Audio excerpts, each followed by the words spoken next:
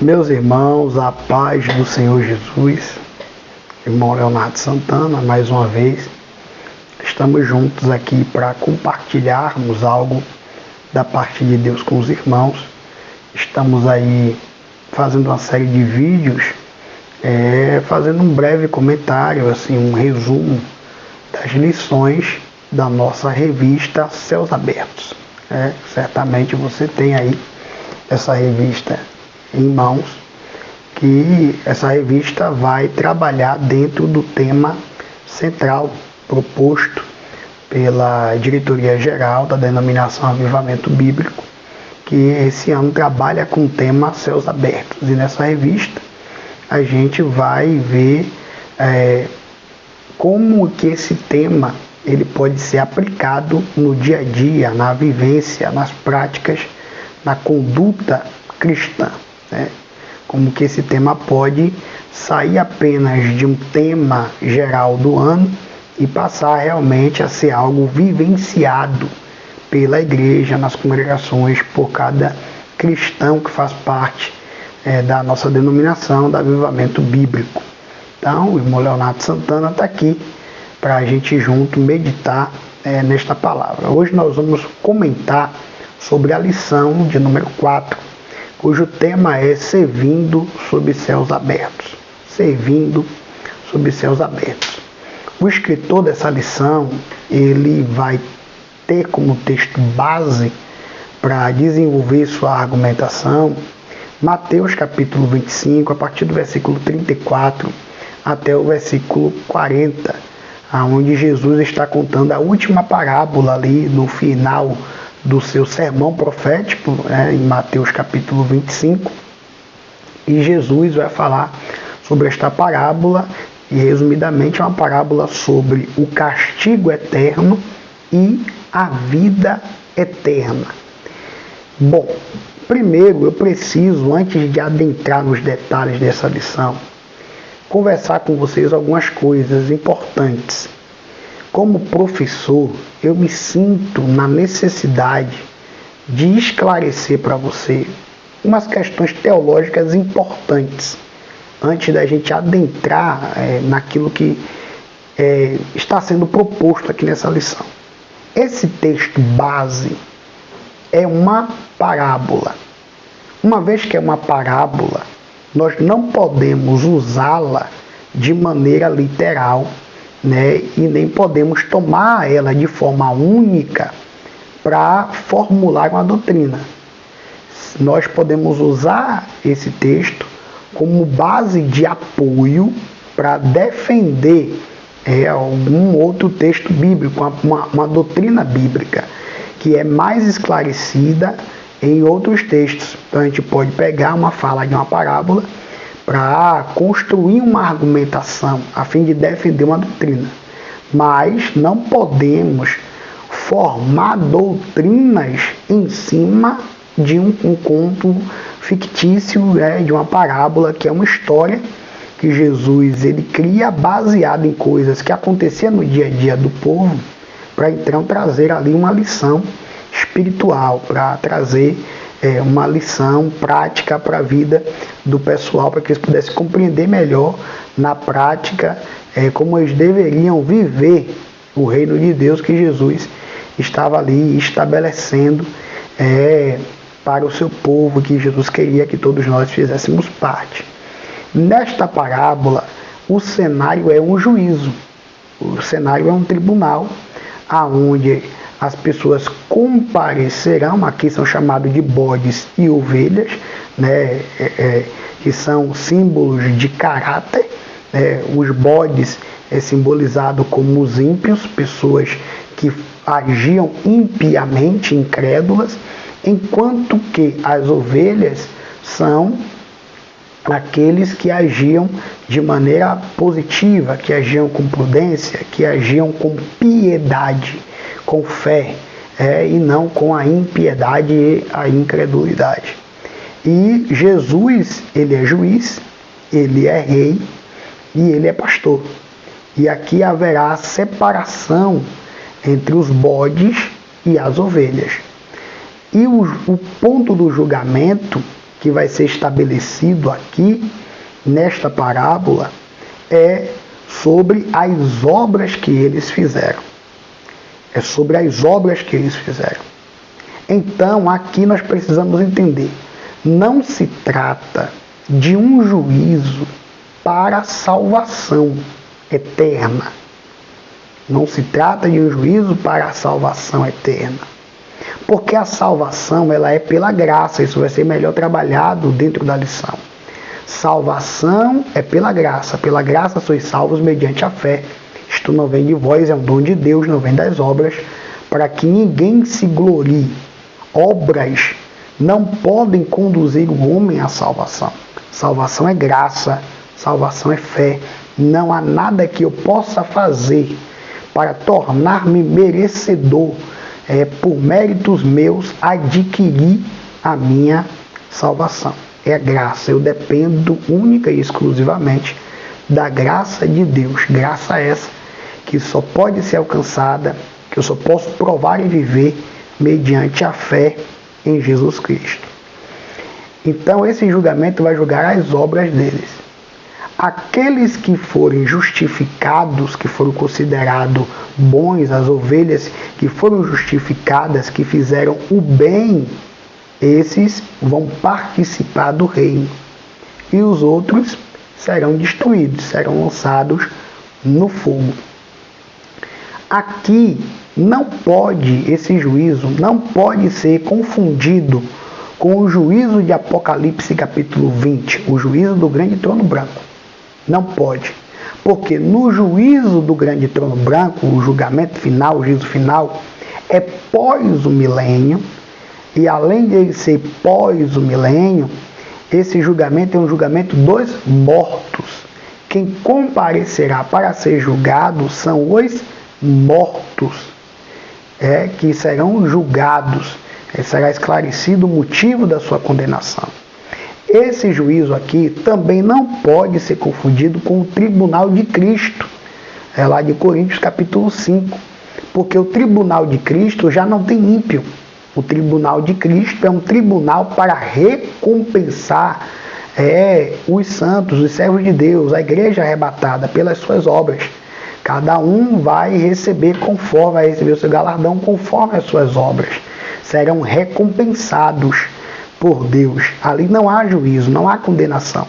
Há apenas recompensa para cada um segundo as suas obras. Então, este juízo não é o juízo do trono branco de Apocalipse 20.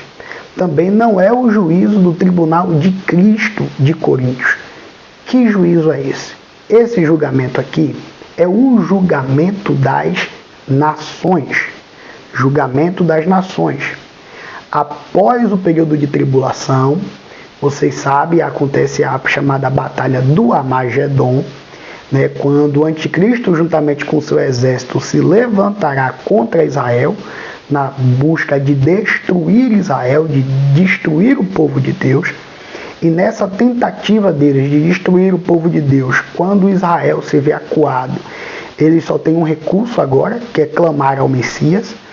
E aí, ao ouvir o clamor de Israel, cumprindo-se assim o tempo de Deus, Jesus vem, agora em corpo glorificado, juntamente com a igreja que havia sido arrebatada e com os seus anjos, para salvar Israel da mão do anticristo. Quando Jesus vem, ele pisa no Monte das Oliveiras, o monte se abre no meio e aparece ali um grande vale.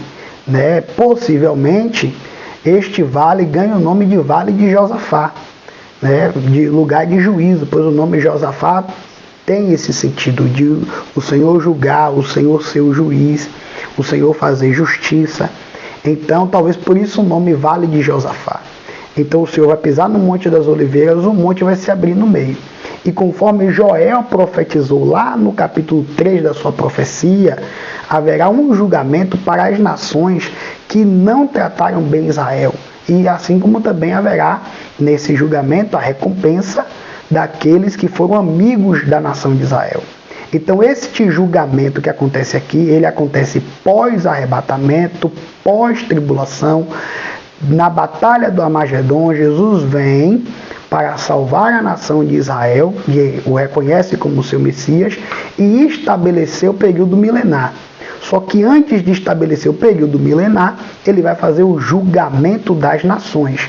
Neste julgamento, todas as nações, as pessoas de cada nação, serão julgadas pelo bem ou mal que fizeram ao povo de Israel, à nação israelita, ao povo de Deus, ao povo escolhido por Deus, para serem guardiãos da sua palavra aqui na terra. Então será feito o julgamento das nações. As nações amigas de Israel, as pessoas que fizeram bem, que trataram bem, que oraram pela paz de Israel, que quando ouviram algum israelita, algum judeu fiel em algum tipo de necessidade, eles foram amigáveis com eles, os socorreram, as nações amigas de Israel participarão do reino milenar. Lembrando, não se trata de salvação, eles precisam crer em Jesus como Messias, confessá-lo como seu Salvador para terem salvação eterna. Aqui eles terão o direito de participar do reino milenar. Estão entendendo a diferença? Por isso o julgamento é por obras, porque eles estão sendo analisados para poder ou não participar do reino milenar, não da glória eterna de Deus no céu. Aí só pela graça, somente crendo em Jesus como seu Salvador, confessando-o como seu Salvador. E as nações inimigas de Israel, aqueles que não fizeram bem ao povo de Israel, por exemplo, os soldados alemães ali da época do nazismo, que fizeram muito mal à nação de Israel, né, aos judeus, esses homens serão condenados, não poderão participar do reino milenar, então logo serão destruídos, porque o reino milenar será estabelecido na terra. E por que então o comentarista desta lição decidiu pegar logo esse texto e pôr como base para esta lição? É que se você analisar o capítulo 25 todo de Mateus, das falas de Jesus do sermão profético que estão registrados em Mateus 25, você vai ver que todos aqueles que erraram aqui nessas parábolas, eles não cometeram graves erros, eles não cometeram pecados graves. O maior erro aqui é a omissão. Preste atenção, tá bom? Medite comigo. Qual foi o grande erro das virgens loucas? Qual foi o grande erro delas? Elas não levaram azeite em reserva. É um grande pecado? Não é. Elas se omitiram a levar azeite em reserva, elas não se prepararam. Elas dormiram, mas as sábias também dormiram. Entende? Qual foi o grande erro delas? Elas deixaram de levar azeite, elas deixaram de fazer mais. Elas não se prepararam ou não se prestaram o trabalho de fazer mais, de levar um pouco mais de azeite. Da mesma maneira acontece com o jovem, o rapaz da parábola dos talentos. Qual foi o grande pecado dele? Nenhum, ele apenas não fez com que o dinheiro do seu senhor multiplicasse de alguma forma. Como o próprio senhor disse, você podia entregar no banco e eu receberia com juros. Qual foi o grande erro dele? Ele não fez nada. Simples assim. Ele se omitiu, ele não fez nada, ele não se dispôs a servir. Ele não tentou ajudar, ele não fez nada. Aqueles aqui que estão sendo castigados nessa parábola, leia o texto com atenção, você vai ver que durante a leitura do texto, você vai perceber que esses que são chamados de bode, eles questionam o Senhor. Quando foi que tivemos com sede e não te demos de beber? Quando foi que estiveste nu e não te vestimos? Quando foi que o Senhor teve preso e nós não te visitamos? Quando foi que teve com sede e nós não te damos de beber? Dá a entender aqui que se eles soubessem que Jesus estava naquelas condições, eles ajudariam Jesus. Só que como eles não sabiam, na parábola eles não entendiam que fazer o bem a qualquer um dos pequeninos e amigos de Jesus seria fazer o bem a ele, então eles se omitiram de fazer esse bem. Então perceba que em todas essas parábolas, aqueles que estão sendo condenados por omissão, por deixar de servir, por deixar de ir além, por não prestar um serviço de qualidade. Eles se omitiram. As virgens se omitiram de levar mais azeite. O rapaz da parábola das dracmas se omitiu de produzir mais, né, da parábola dos talentos. Se limitou, não produziu mais. E esses que estão sendo castigados aqui, eles se omitiram em fazer o bem àqueles que estavam em necessidade. Faz parte da vida cristã, faz parte do caráter cristão o serviço. Na verdade, Tiago, ele escreve na sua carta que o verdadeiro cristão, que o verdadeiro servo de Deus e que a religião que agrada a Deus é ajudar aos órfãos, à viúva e aos estrangeiros em suas necessidades. Fora isso, nós estaremos nos enganando com falsos discursos. De nada adianta a gente mudar as vestes, ir para a igreja aos domingos, ir para a igreja durante a semana, às vezes até exercer ministérios na igreja, mas você não tem um coração generoso, um coração voluntário, um coração prestativo. Você não amar, não gostar, não desejar o serviço, ser útil para o reino de Deus, ser útil para o próximo, ser útil para a sociedade onde você está inserido. O verdadeiro cristão, o cristão que quer viver céus abertos e que está com os céus abertos diante dele, ele é alguém pronto para servir. Ele não se omite da oportunidade de servir. Ele não se desvia da oportunidade de fazer o bem. Ele não se desvia da oportunidade de ajudar o seu próximo.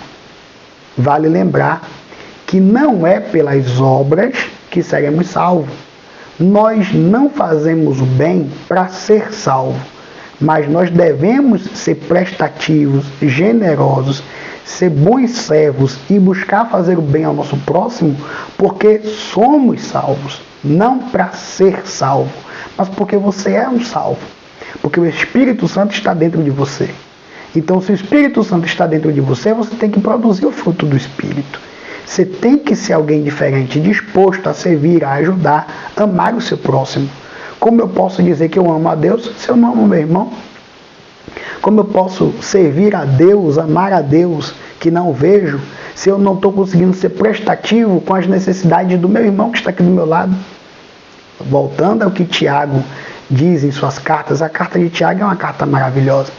E Tiago, já no capítulo 2, agora ele fala sobre a importância de que a fé e a obra caminhem juntas. Fé e obras têm que andar de mãos dadas. Fé e obras têm que andar lado a lado. Pela fé, nós cremos em Jesus Cristo. Pela graça, ao crer em Jesus, nós somos salvos. Só que uma vez que essa fé está em nós precisamos demonstrar uma vida de acordo com esta fé que nós professamos. Tem que haver coerência em nossas atitudes com aquilo que a gente prega, com aquilo que a gente canta. Tem que haver coerência. Não podemos ser hipócritas. Cantar uma coisa, pregar uma coisa e vivenciar outra. Precisamos estar disposto a fazer o serviço que a Bíblia Sagrada nos pede, que nós cantamos e pregamos na igreja. Precisamos demonstrar as obras de um cidadão de fé. Porque crê em Deus, até o diabo crê, é o que Tiago diz. Você crê em Deus, faz bem. O diabo também crê e estremece diante dele. Onde é que está a diferença? O diabo não obedece a Deus. Então, uma vez que você é um verdadeiro cristão, que você crê em Jesus, o fruto do Espírito se manifesta em você. Você é uma nova criatura. Você tem que demonstrar isto a partir das suas obras. Que obras são essas? Além de uma vida santa, que é o cumprimento da sua obrigação direta com Deus, é ser uma pessoa generosa, solidária, ter uma importância para a sociedade onde você está inserido. Porque aí é onde entra o amor ao próximo. Então lembre que a vida cristã ela é vertical e horizontal, formando uma cruz. Vertical é o meu amor a Deus acima de tudo, com toda a minha força, com todo o meu entendimento, com tudo que é em mim. Os mandamentos são divididos, são 10 mandamentos divididos. 5 mandamentos fala diretamente a minha vida com Deus. Outros 5 mandamentos fala sobre a minha vida com o meu próximo. Vertical, horizontal, formato de uma cruz. Jesus Cristo quer mudar a nossa vida, o nosso ser. A obra de Cristo na cruz é para nos transformar, nos ligando a Deus por meio das obras da fé. E também nos tornando úteis para a sociedade onde nós estamos inseridos, sendo nós uma nova criatura, fazendo o bem ao nosso próximo. Nós precisamos entender que a graça é o que nos salva. Pela fé em Jesus, recebemos a graça. E não há mérito nenhum nosso na obra da salvação. É tudo graça.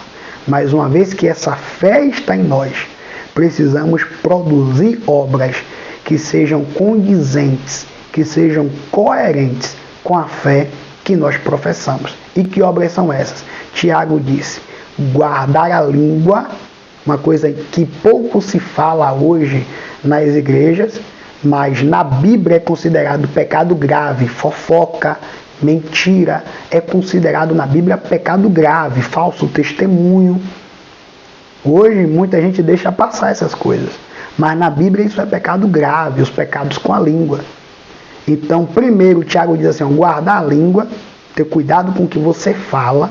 Segundo, se livrar das corrupções deste mundo, né, a santificação de um modo geral. Terceiro, ajudar o órfão, a viúva, o estrangeiro em suas necessidades. Essa é a verdadeira religião. Essa é a religião que agrada a Deus. Fora isso, você está se iludindo com falsos discursos. Então precisamos ter essa coerência e essa união entre a fé e as obras que nós praticamos. Precisamos nos dispor ao serviço. O serviço é bom, o servir é bom, e ter uma vida dedicada a ser útil para a sociedade onde eu estou inserida é importante, porque isso traz a negação do eu. Quanto mais eu sirvo, quanto mais eu me dou pelo meu próximo, quanto mais eu me disponho a ajudar outros, eu vou me tornando mais humilde, eu vou me tornando mais compreensivo. O meu ego, ele vai diminuindo, e a graça de Deus, e o favor de Deus, e o caráter de Cristo vai sendo demonstrado em minha vida. É importante nós nos aplicarmos a servir o próximo, para que o nosso eu, o nosso orgulho, o nosso ego, esse pecado tão sério, que foi o pecado que tirou o Satanás da glória, que fez com que ele fosse reduzido, né, de Lúcifer, né, conforme a tradição aí diz, de um anjo de luz a um demônio, a um ser caído. Foi o orgulho, foi o ego, foi a prepotência que fez com que ele perdesse todos os privilégios que tinha na glória e passou a ser um ser de escuridão por causa do seu orgulho. Então a vida cristã é um convite diário a você viver não apenas por você, mas você procurar viver ao favor do outro, ao favor do próximo, preocupado em ser uma bênção na vida do seu próximo, do seu irmão, e não pensar apenas em você mesmo. A igreja, ela tem essa missão. Eu estava aqui até então comentando sobre cada cristão de forma individual. Só que aqui a nossa lição nos chama a atenção para a igreja, a missão da igreja. A igreja, ela tem uma missão que ela tem um tripé: evangelizar, discipular, e também ela tem a compaixão. Ou seja, a igreja, além de pregar o evangelho, salvar vidas, tirar vidas lá do tráfico, né, da droga, da prostituição, da vida errada, ensinar essas pessoas a palavra de Deus, a igreja precisa ter também uma atividade social. E aí eu quero questionar a você. A sua congregação, aí onde você congrega, no lugar onde essa congregação está inserido, qual a importância dela para a sociedade onde ela está? Qual é a importância que a sua igreja tem na sociedade onde ela está inserida? Aí nesse bairro, qual é a diferença que esta igreja faz nesse bairro? Qual é a ação social, qual é o projeto que a sua igreja tem para ajudar as pessoas necessitadas nas várias áreas de dificuldade que pode ter aí na localidade onde você mora.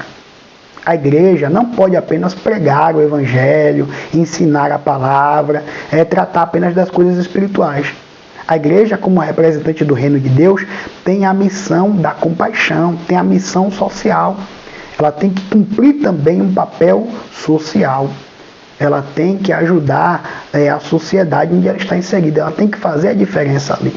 Ela tem que buscar também, para além da pregação, desenvolver trabalhos, projetos que contribuam com o melhor bem-estar, com melhor saúde, com uma melhor educação ali das pessoas da sociedade onde ela está. Então esta congregação, ela precisa, aí onde você está, não se preocupar apenas com coisas espirituais, se preocupar apenas com questão de estrutura da igreja, mas também buscar se preocupar em fazer o bem, em desenvolver projetos sociais que façam ela notória e significativa na sociedade onde ela está inserida, e no bairro onde ela está, na rua onde essa congregação está instalada. Ela tem que fazer uma diferença. Ela tem que contribuir para esta sociedade ser uma sociedade melhor, para que esta comunidade onde ela está inserida seja uma comunidade melhor, mais justa, mais saudável, com um nível de educação melhor. Inclusive, a escola bíblica dominical mesmo é um exemplo disso. A escola bíblica dominical, ela surge, ela é criada como um projeto social. Naquela época não tinha as leis trabalhistas que tem hoje, e os pais trabalhavam de domingo a domingo nas fábricas. E as crianças ficavam largadas, os finais de semana no meio da rua, quando um homem de Deus, vendo isso, decidiu reunir essas crianças que ficavam largadas na rua e começar a ensinar a elas a palavra de Deus. E assim surge, aos domingos pela manhã, a escola bíblica dominical. É fruto de um trabalho social. Então a igreja tem que se preocupar com isso. Tem que se preocupar em educar, tem que se preocupar em gerar empregos, tem que se preocupar a cooperar com a saúde das pessoas. Nós precisamos sair um pouco mais das quatro paredes da igreja e nos preocupar mais com a sociedade, com a comunidade onde nós estamos inseridos. A igreja tem esta missão. Por fim, quem foi alcançado pela graça socorre com graça. Quem foi alcançado pela graça socorre com graça. Então, uma vez que o favor de Deus, a graça de Deus, se estendeu a você, quem era você? Você estava perdido. Você não era nada, você não era ninguém, você não tinha nada, não tinha ninguém. Você estava perdido. Era um nada. Ninguém dava nada por você. Mas Jesus te achou. Jesus te achou, Jesus mudou tua vida. A graça de Jesus se manifestou sobre você. Você tornou-se uma nova criatura e o Senhor tem te abençoado. O Senhor tem te abençoado, tem te feito prosperar. E agora é hora da mesma forma como Deus agiu de forma graciosa com você e mudou a sua vida. Está na hora de você começar a repartir essa graça que Deus derramou sobre a sua vida com outras pessoas que também estão precisando provar dessa graça. Uma vez que você foi socorrido pela graça, foi alcançado pela graça, você precisa agora transmitir também esta graça, essa bondade, essa misericórdia, esta compaixão com as pessoas ao seu redor. Para finalizar, nós temos aqui 2 Coríntios capítulo 1, para falar sobre essa importância de a gente, uma vez tendo sido consolado pela graça, agora também agir de forma graciosa com o nosso próximo. 2 Coríntios capítulo 1, a partir do versículo 3, diz assim: Bendito seja o Deus e Pai de nosso Senhor Jesus Cristo, o Pai das misericórdias e o Deus de toda consolação, que nos consola em toda a nossa tribulação, para que também possamos consolar os que estiverem em alguma tribulação, com a consolação com que nós mesmos somos consolados de Deus. Então, meus irmãos, da mesma maneira que nas suas tribulações Cristo trouxe consolo sobre sua vida, agora Cristo quer que você pegue isto que você aprendeu essa provisão, esse testemunho que se tornou a sua vida. E comece a passar isso adiante. Comece agora a fazer com outros aquilo que Deus fez por você, tá bom? Irmão Leonardo Santana aqui mais uma vez, compartilhando a palavra de Deus com vocês. Curta, comente, compartilhe esse vídeo para que mais pessoas sejam abençoadas. E até o próximo vídeo, em nome de Jesus.